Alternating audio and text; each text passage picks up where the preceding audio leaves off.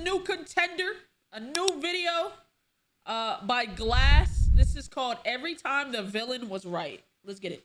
Every hero has a truth, but so does every bad guy. Here are 8 times villains were right, starting with Ken from B Movie. Why does his life... You could never make me hate Ken. That is not tripping. I don't even need to hit a rest. He had the most valid crash outs ever. have any less value than mine? Is that your statement? At first, we're like, oh, Vanessa cares about all lives. That's so wholesome. But then... Is that same bee? Yes, it is. I'm helping him sue the human race. What? Women. Excuse me, ma'am. You just met this bee, and suddenly you're skipping yogurt night with your boyfriend to become his legal counsel? Literally. Why is yogurt night so difficult? Poor bastard. But, okay, maybe it's just work, right? Right? Well, hello. Got me fucked up. What are you doing? So first our date night gets canceled because you want to be his fucking attorney. Now y'all cheersing?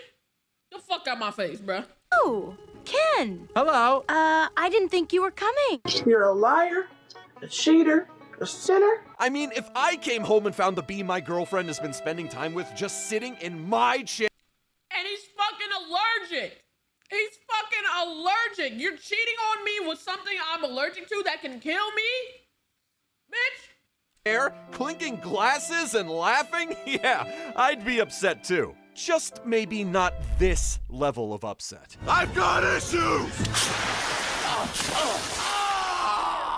Well, that you do, Ken. But he's not really wrong. He's Literally. just a little bee. And he happens to be the nicest bee I've met in a long time. Like, what are you talking about? Yeah, man, she's running a whole different operating system. Rather than hear out her boyfriend, Vanessa's out here defending Barry as he smirks. In the end, Ken snapped because of a romantic crisis with a bee. But moving on, Vincent from Over the Hedge snapped because of one thieving raccoon. Over the hedge. I feel like I watched it before, but I'm not 100% sure. There he was, just a giant fuzzy bear enjoying hibernation with his do not disturb energy. Until RJ decided to and make a very bold but questionable decision. Just take what you need. That's all that nigga shit. Yeah, that's not taking what you need. That's raiding Costco like you're prepping for the apocalypse. Literally. But immediately after, RJ learns why it's best not to be greedy. Oh, no. Don't tell me you're dumb enough to actually try and steal my stuff. Yes! Not even just a little bit. Like, all of it is crazy. All of it is shit that I gathered. It's in my house. I'm supposed to be sleeping and you stealing my shit. I am! Let's be honest, if someone woke me up and stole my entire food supply, I'd get murderous too. But RJ doesn't stop there. Oh no. That was close. Oh. Go get me some more shit. I'm upping it on you. I swear to God. I swear to God. I get you, Vincent. I really do. And just when you think RJ can't make it worse...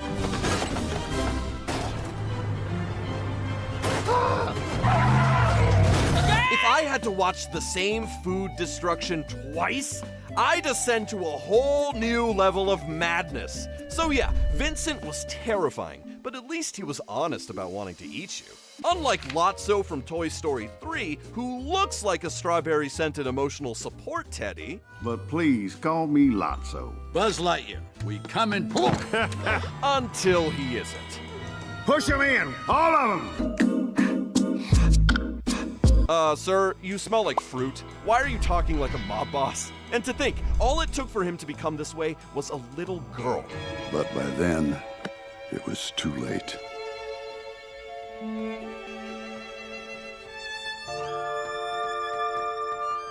So Lotso felt abandoned and decided to turn an entire daycare into a dictatorship? Man, this guy needs a timeout, not hugs. But here's where he had a good point. We're all just trash, waiting to be thrown away. That's all a toy is. Now, He's not wrong. If I have to see my human playing with another toy that looks just like me but just newer, I ain't gonna lie, I crash out a little bit too. I ain't gonna lie. obviously, that's dark. But is it wrong? I mean, we've all had childhood toys, and where are they now? Lost, forgotten, donated, or living in a box labeled miscellaneous? Lotso was right. But of course, that doesn't excuse everything he did. Where's your kid now, Sheriff? No! No!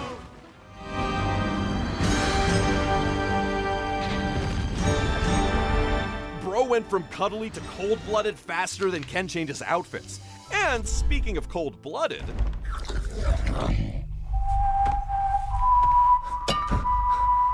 Top tier villain. Nobody can convince me otherwise. That is a top tier villain. Oh my god. That nigga, bro, the aura. Oh my god. Now, in Puss in Boots: The Last Wish, we all know death is supposed to be a neutral party. He just clocks in, clocks out, and collects souls with no drama. But when someone pisses you off enough, you have to come after him early.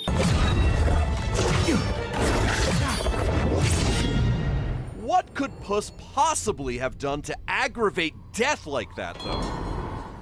I find the very idea of 9 lives absurd. And you didn't value any of them. No cat on that one. We've watched this ginger cat risk everything because he thinks he can't die. I'm telling you, a cat always lands on his feet. Watch. You're not right. You're not wrong. Yeah, Puss, this one's on you, especially when you spend your whole career mocking death like he's some background character. Relax. I am Puss in Boots. I laugh at death. I laugh at death is crazy. Well, well, well. Right. He's right behind me, isn't he? No ass gone. Yeah, well, who's laughing now, Puss? Definitely not you. So, while death comes for a cat who disrespected his lives, Yzma from The Emperor's New Groove chases Cusco down for disrespecting her. Oh, great. Send him in. I don't remember this one. I remember the show, but I don't remember why she was tweaking. Cusco was a dickhead, but I don't know if there was like a specific reason. Oh, and by the way, you're fired. Fired? What do you mean, fired? This made you look so stupid. I mean, getting fired shouldn't be that big of a deal. And it definitely doesn't warrant planning crazy revenge schemes like this. A few drops in his drink, then I'll propose a Turn him into a toast, fucking, and he will be llama. dead before dessert. Dude. What is wrong with you? There's being fired, and then there's accidentally turn your boss into a llama while trying to assassinate him. Big difference, Yzma. But I get why she felt so betrayed, though. How could he do this to me? Why, I practically raised him. Okay. Yeah, I think he would have turned out better. Yeah, Yzma, maybe you raising him is why he's so messed up. Still, though, she's not wrong about one thing. Cusco is absolutely not fit to be a leader. You really think a crown gives you power? This guy did some terrible things as emperor. He was I'm terrible. sorry, but you've thrown off the Emperor's groove. And not to mention his summer getaway plans. At my birthday celebration tomorrow, I give the word, and your town will be destroyed to make way for this. He announces mass eviction like he's promoting a festival. He doesn't even give Pacha a relocation solution. Don't know, don't care. Hey, yo, what the fuck? So, yeah, Cusco was a disaster of a ruler, and his relationship with Yzma was always a complicated one. But in The Emperor's New School, the sequel series, their dynamic becomes different.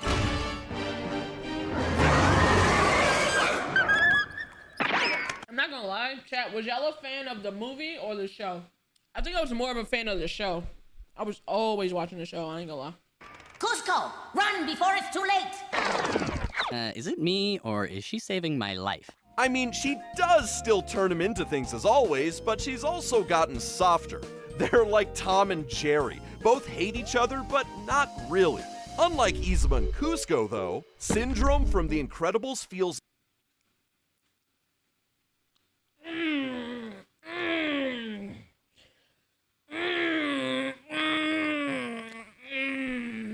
I can't really justify that. I understand why he crashed out, but but I don't think he was right. I know why, and I understand why, but it's not valid, I don't think.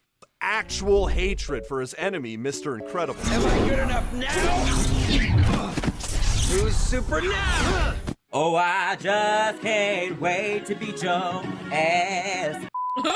That line alone tells you everything. This man is a walking contradiction in rocket boots. Like, he hates superheroes, but he wants to become the ultimate one. Yep. But for someone who wants to be the hero, he's done some genuinely awful things.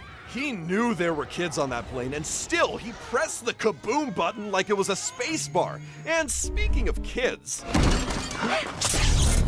Capture the baby. The baby's sleeping. Bro, in what universe is kidnapping your enemy's baby and raising him as your sidekick an acceptable life choice? Literally. You got issues. Syndrome? But for all his villainy, Syndrome did have a point about one thing. I'll sell my invention so that everyone can be superheroes. Everyone can be super.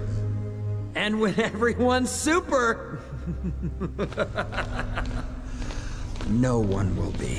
After being rejected by his idol, he wants to give everyone else the chance he never had. Rocket. And it's not a bad plan. However, you could have did that without killing. You know what I mean? Like, I feel like you could have did all of that without killing them motherfuckers. Boots for everyone. Superpowers handed out like free samples. He may have wanted to fight inequality, but he went about it completely wrong. Terrible. You don't fix the system by building a murder robot and dropping it on Metroville, Syndrome. And just like Syndrome, Robert Callahan from Big Hero 6 also never seen it. Wanted justice, but his villain arc comes from a more painful place. Callahan was a respected professor, beloved by his students, but he became yokai the moment Cray put his daughter Abigail in danger. Mr. Cray, is there a problem? No, no problem. It's well within the parameters. Let's move forward. Sir, the machine's literally saying there's a— Oh, shit. He was valid? Oh, shit. I mean, it looked like it. That nigga that's his whole daughter. problem. It's not a toaster that sometimes sparks, but still works fine. Is innovation really more important than a life, Cray? Right. Well, apparently yes, because that's how Abigail disappears when the portal blows up. No wonder Callahan snaps. Hey! You did this! You knew it wasn't ready! I mean, if you lose your daughter to corporate negligence, you'd be out for revenge too. Yeah, hell but yeah. maybe not destroy the city levels of revenge, though. Nah, I would. Destroy this. Yeah, for sure. I'm destroying the city. Everybody gotta die. Everybody gotta die. I can't cap. Everybody has to go. No cap. No, you can't! But underneath all that rage, we can still see the grief. This won't change anything. Trust me. I know. In that one moment, Callahan isn't a monster. He's just a father who never processed his pain. And instead of going to therapy, he projected that pain onto the entire city like a one-man disaster film. Which is something Tai Lung from Kung Fu Panda can— Of course, this nigga. —can definitely relate to. Look what he was doing. As soon as he had an inch of freedom, a feather. All it took was a feather for this nigga to start going crazy. This is what happens when a gifted kid grows up believing he's the chosen one. And then he finds out the universe was basically pranking him the whole time. Tai Lung was raised a prodigy, training day and night and throwing kicks before he could even walk. And Shifu raised him like a son, hyping him up and promising him greatness. But it was all a lie. Yeah, I would say it's more Shifu's fault than anything. I'm not gonna lie. It was more Shifu's fault than anything. Because you promised that nigga that, and you not even the one to decide that. But, you know. got his ass. Oh my, oh my, oh my. One single no from Oogway, and Shifu folded like a paper fan in a rainstorm. He immediately denied Tai Lung the destiny he had been groomed for all his life, and he came back for revenge. Who filled my head with dreams? Who drove me to train until my bones cracked? Who denied me my destiny? Jeez, if you really think about it, Tai Lung was kind of right. Now, sure, going on a full murder rampage was... Is this not crazy? Like, yeah, you're not, like, that's what I'm saying, chat. I understand. But, nigga, look how easy it was for you to crash out, nigga. You can't wield these weapons, bruh. Nigga said also valid. This not valid crashing out on people that ain't got shit to do with who get chosen. The people in these screenshots. About it, Tai Lung was kind of right. Now, these people in these screenshots ain't got shit to do with that. They didn't do nothing. And he crashing. But you see what I mean? Sure, going on a full murder rampage was not the healthiest way to express his feelings, but ultimately, the real blame goes to Shifu for giving him false hope and then not defend. Yeah. Shifu, he shouldn't have been promising all of that if you know you wasn't even gonna be the one to give him that answer. Him, which goes to show that sometimes villains aren't born evil. They're just pushed to be. I respect that. I respect that. I respect that. I respect that. I respect that. W video though. W video. W video. No cap. No cap. No cap. No cap.